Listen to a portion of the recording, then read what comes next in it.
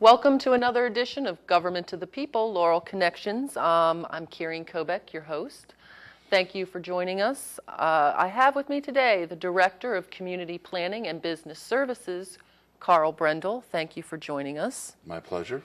Well, he's here to kind of fill us in on what's going on around town. You might have noticed some activity going on. Now, this stuff has been in the plans and the works for quite a while, but due to the economy, the banks were not quite letting the money go as quickly or as easily as they once would have. But like I said, driving around town, you're starting to see some stuff loosen up. Things are starting to get built, so we wanted to make sure we brought Karl on so that we could talk about what's happening. So let's begin. I'm going to start with the first one that I'm seeing the most when I drive into work. Walgreens. Yes. Yeah, Walgreens spent about 7 years looking for a spot in Laurel. Drugstores are very particular in where they want to go. And it's not that people say, oh, that's just a drugstore. But that's not the important part for people to remember. And remember is the land is now so valuable, they're worth tearing down existing buildings.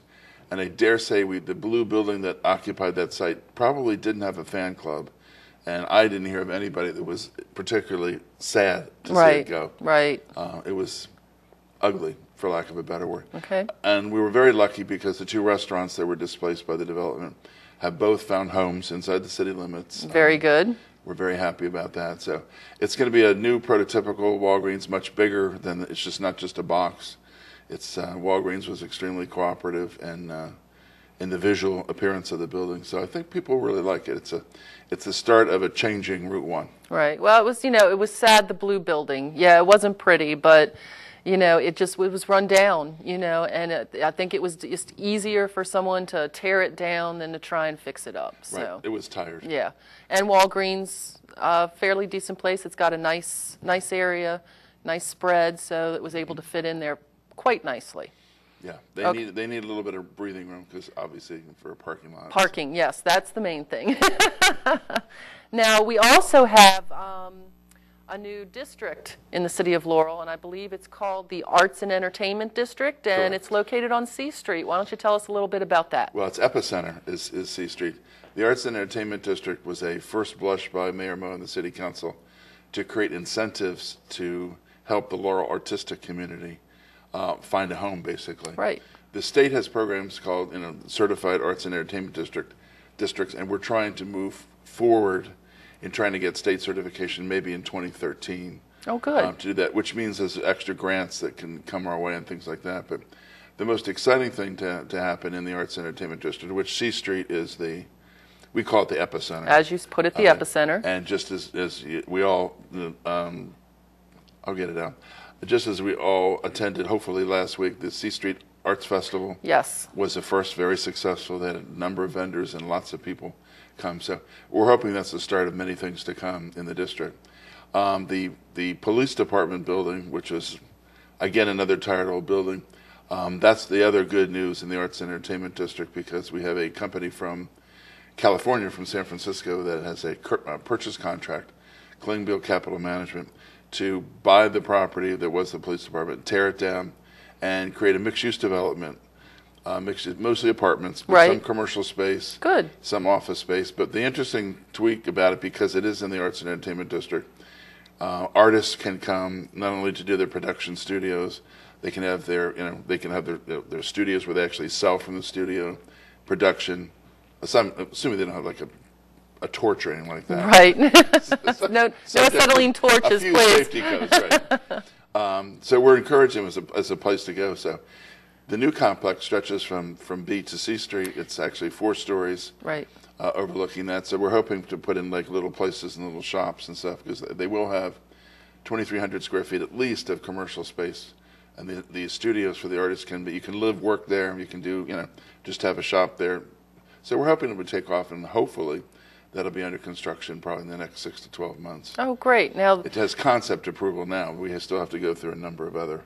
Yeah, I mean there is the steps that you have to go through in order to get the plans approved and before the building can be started. So exactly. So keep your eyes out. The Planning Commission and all of them will more than likely be voting on that down the road. Right. And it is. The other strategic part about this development is, number one, it's at the riverfront, literally. Right. It serves the Arts and Entertainment District, and it's a 2-minute walk to the train station. So Can't beat. it falls into the category we call TOD, or transit-oriented development.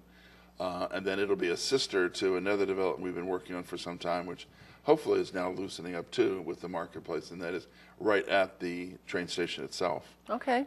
There's a rather large complex there. In fact, we just had a meeting recently with the developer. They're talking about hopefully thinking about a restaurant, offices, and shops in the ground floor of that building as well. Fantastic. So it's, like I said, it's starting to open up a little bit. What do you call it? The great thaw. Right. Now, with all this going on down there, with the Arts District and the buildings going on, does this have something to do with, does this help? Because not long ago we put a press release out about businesses moving to Main Street could get grants to help them with their move. Is this correct? Right. And so this could help. All of this kind of ties in together. Right. I mean, it's kind of what we call our toolbox, the city toolbox. Mm-hmm. That there's a number of things. Mayor Mo wanted to extra oomph because he had incentives in the street, but they just weren't enough. So he went to the council and said, we need more. We need people to help them relocate to the street. We need them to help change their facade to make their building look more attractive.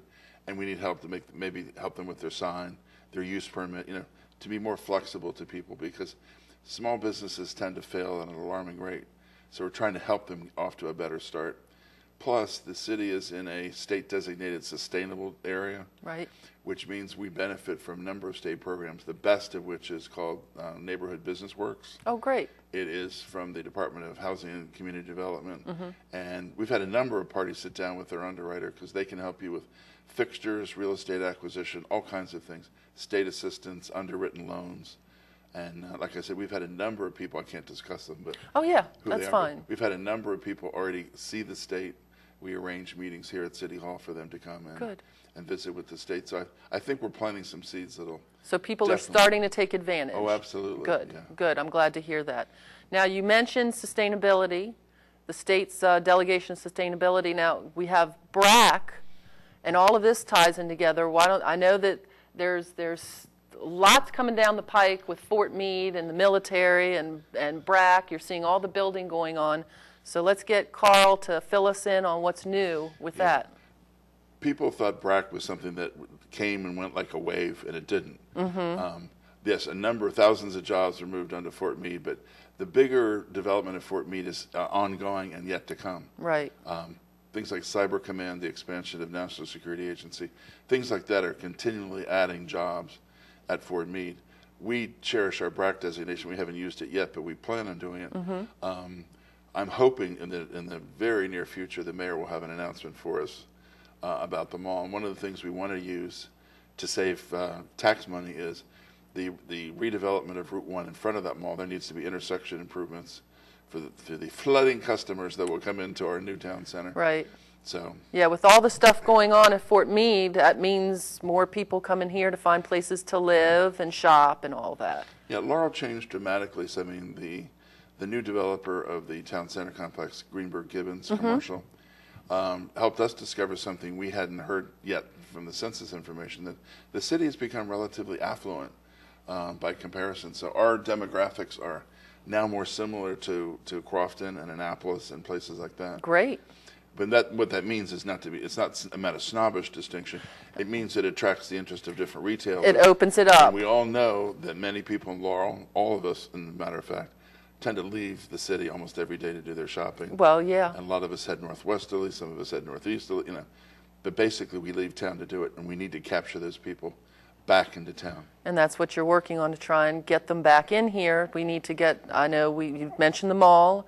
We've got which I believe now is called Laurel Town Center. Correct. Conterra's coming down the road, so we're trying to pull all of it back to our area. So you have some updates on the mall. I know it's slow moving, and Greenberg's working to try and get that moving. We think he's very close. I mean, he basically said, I'm at the 5-yard line.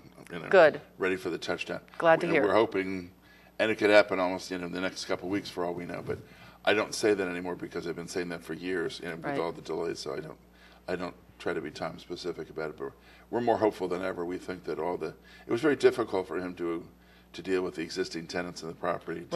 To clear them. There was a lot of people that thought they had a lease forever. Right. And it's unfortunate, but again, we did reach out and we did help some people relocate to Main Street, at least give them the opportunity. Good.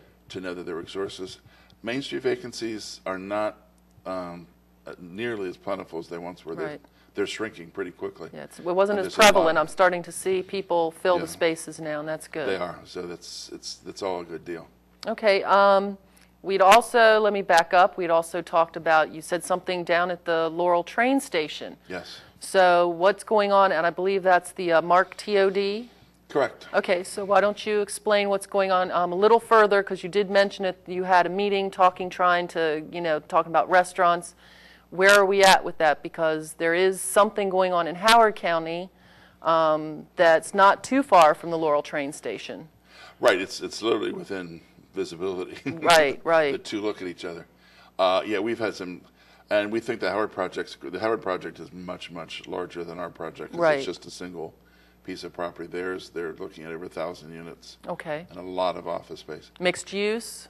Yeah, yes. Mixed use. 1,000 units are residential, but 650,000 square feet of office. Okay. Now at the city, we're only looking for about 200 to 300 units of apartments, and then some offices and shops and things like that. The point of a TOD or a transit-oriented development is to get people to live right or near the train station so they can ride the train without ever leaving. Right. Now, the issue there is there enough train service to accommodate all these people flooding on the train? So the city was part of a group that was formed called the Camden Mark Alliance. Okay.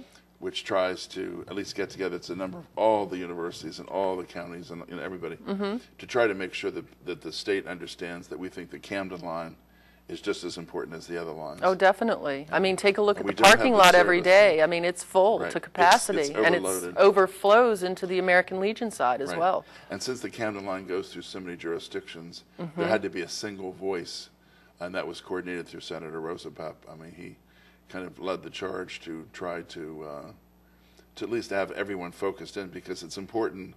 All the TODs are along the line. I mean, obviously there's TODs elsewhere, but in the Penn line, which goes through Bowie and Odenton, has much better service, that's all great. But the Camden line is kind of the central line. Right. And it's difficult to expand on it because it is a predominant freight line. The other lines are Amtrak lines. So right, yes. CSX, passes through, trains. yes. So we're in discussions, hopefully, the state understands that we consider this to be extremely high priority. Okay. And try to add those.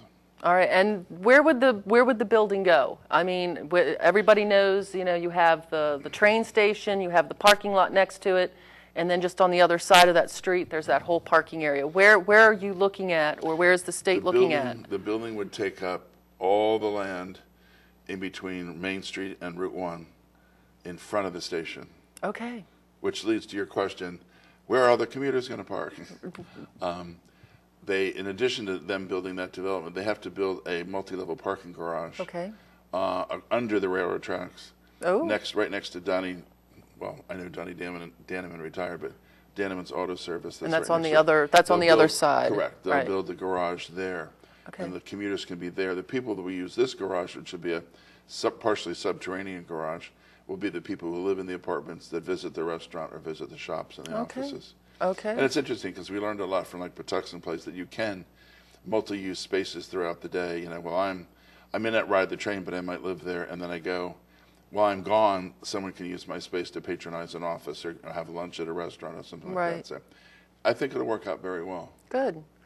All right, so let's move on. There's another project that's been talked about quite a while, Hawthorne Place. And let's find out where that is in the works. Hawthorne Place was a large development of over 1,000 dwelling units. Right. It was in the Roadway Express property, and it really was one of those that got frozen quickly by the recession. Again, there's thawing there, and they're working now to try to get the first phase started, which is about 260 apartments on that side, and that completely changes that area of the world. Now that would be where Roadway used to be, is that correct? Okay, so, and just on the other side of, if you know Laurel, you have the old Belmont TV store there that's been there forever. Would just be right around there? Actually, it's before you get there. Okay.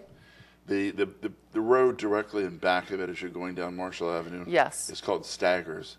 And to people that have really been around for a while, Staggers was either the entrance, but I think the exit.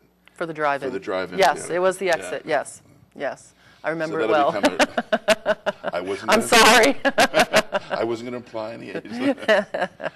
Yeah, so that'll again, all these developments will cause catalytic changes to the properties around them, and we see a lot being torn away. And it'll make Route 1 even more pleasant looking. Definitely, We're all hoping, yeah. Because they're putting a priority on combining properties together for mixed use. You know, you also see in initial stages of improvement at Laurel Shopping Center. They have a really interesting new sign coming there, that tired old sign that had the movie marquee on it. Yes, yes. That goes away very soon. Oh, really? Oh, nice. The LA Okay. Fitness, which was the start. They'll probably do things, but the catalyst is really Laurel Town Center. Everyone's they're not waiting for it, but they're planning and watching. I think we're waiting for it. That's the right? We're waiting for it. That's the true barometer of the health of the area. Right. And it sounds like, fingers crossed, knock on wood, we're getting there. We're at the 5-yard line, you said. We're close. awful close. Good. Okay, finally, we're sitting here. We have a map. Go ahead, let's take a picture of this. This is Conterra, and basically, well, it's the area, and it's showing the area of Conterra where it would be. But there's a huge road system here that you might see, and Karl's got some info that he wants to let us know about. Right. I think it's important for everybody, not just. This is not an ad for Conterra, although we're not attacking Conterra. No. Sorry, but this is But the public whole needs area. to understand that there's some really fundamental changes going to happen in the road network. Okay. And they come into the city. I mean, basically. So if I put my finger there, that's the Laurel Hospital. And just to give an example, the Conti Road that we know today basically is after you leave the Shoppers Food Warehouse and you go past the apartment building, it transcends down to a little country road. Right. So this is Shoppers right here. Correct. And then this is basically where it's the little road. Right. Okay. And in the spring of 2014, they'll have hopefully finished by then. The Conti Road becomes a boulevard. It becomes 4 lanes separated with a median. Ooh. But what's interesting about it now is it goes across, and then right about at the Laurel Islamic Community Center, Yes. it arcs down through other properties, and then the old road continues on to the hospital. Right. But the majority of the road, the 4 lanes, will arc sharply here and dip down and intersect here. Okay. And that may not look that important, but Virginia Manor Road has a different future than what it has today. Right. Because this is, let me see. So basically, here's the hospital. So you're coming down the road here. This is Conti right there. You come here. I remember you have that sharp little turn, and then you have to, and it's like that 3-way stop. Correct. So does that go away with this new boulevard? Well, let's just say it's radically modified because, this is, in fact, this is an area that we've just received an annexation petition for here because the city's growth area is here. Okay. And Conterra is there. The two do not mesh. The two do not blend. They're two very They're different close. entities. They're close to each other, Right. but they're different entities. Right. We have a common boundary with them, but that's the That's extent of it. it. But where the Van Dusen Road comes down to this, well, basically it'll fan out and be at least 4 lanes, and then this thing, Virginia Manor, coming across, will actually become an extension of Kenilworth Avenue Oh, okay. from the Beltway. So Now it this becomes is now ICC was like connected with all of this too. That's down here. Right. So this all of this is kind of working and spilling in together. Oh, it has to be designed Yes, together yes. because a lot of that we call collector distributor roads, or I should say, if you've been on I-270, you've been on 95 of the future. Okay. Because what you'll see here is collector distributor roads coming off the intercounty connector. Then this section of the ICC to Route 1 is been bid and it's under construction. Okay. The final segment. The final segment. It's significant if you've waited more than a quarter of a century like some of us have for this. And then the intersection of that is an interchange with this roadway. Did you ever go down Virginia Manor Road and it was 6 lanes? And all of a sudden you got to the light to the Merkirk and it became a country road? Whoop, yeah. And you're like, what's up with this? Yes. Well, that was just an earlier segment of this whole project. So when you get past Merkirk Road, then becomes 4 to 6 lanes again, and then arcs and becomes what I call the belt around downtown Conterra. Okay. And to understand how big Conterra is, Conterra has I would imagine at least 1.5 million square feet of retail, millions of square feet of office space, and a big convention hotel. So when you're coming up I-95, if you think it looks like Los Angeles now, where do you see the sky cranes start, go up in years to come? Oh my! And there'll be high-rise offices and corporate headquarters and things along. Yeah, because I remember coming down 95 and seeing all of this being built and going, oh my goodness, and now it's open, and Right. you see people But what driving you're on seeing, it. This interchange is going to come out of the ground literally in the next few weeks. They're starting, and the collector distributor roads have to be built. So if I'm coming down and I From want to get off Baltimore. there, I actually have to exit onto a collector distributor lane here, because if you read in the paper, some folks in West Laurel were very concerned about their noise Right. barrier moving. Well, that's to make way for the collector distributor road Okay. that comes down and services the whole area. But the Okay. bottom line is like, oh my God, but the bottom line is what this really does positively, it actually reduces the traffic today on Van Dusen Road Okay. between 198 and down here. There's actually a reduction planned in here because now this interchange gives people a way to get to the interstate, and that's where they really want to be. Okay. Yeah, because their traffic is building up quite a bit on 198, I'm noticing, and it's like, now that it's the summer, it kind of slows up a little bit with the kids being out of school. So that'll be nice. That'll be nice to have that calm down a little bit. We're pointing this up because people need to understand that Laurel will be in, at least the south side of the city especially, will be in a significant construction zone for many years to come. Okay. So become familiar with orange cones. They're very much part of your future. All right, well, that's all we have on the list. Is there anything you wanted to add? No, there'll probably be more things. Okay. There's a lot of regional things All right. that we track all over the place. There's a retail complex and a hotel planned at the racetrack. Okay.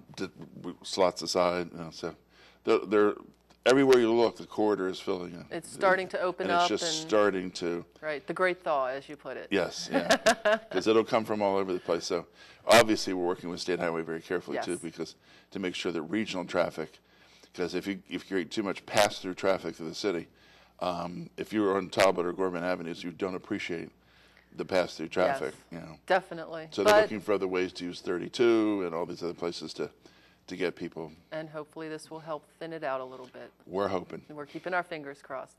All right, well, thank you very much for coming on, Karl. My I pleasure. appreciate it. We will have you back again to fill us in on what's going on new. Stay tuned.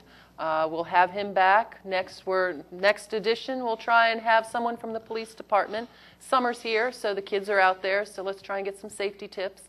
There's also some motorcycle accidents we've been hearing about, so let's see if we can get them to get some safety tips out there for you. But thank you, Karl, for coming. We appreciate you having on. Take care. Thank you for tuning into this edition of Government of the People, Laurel Connections, and we'll see you again soon. Thanks.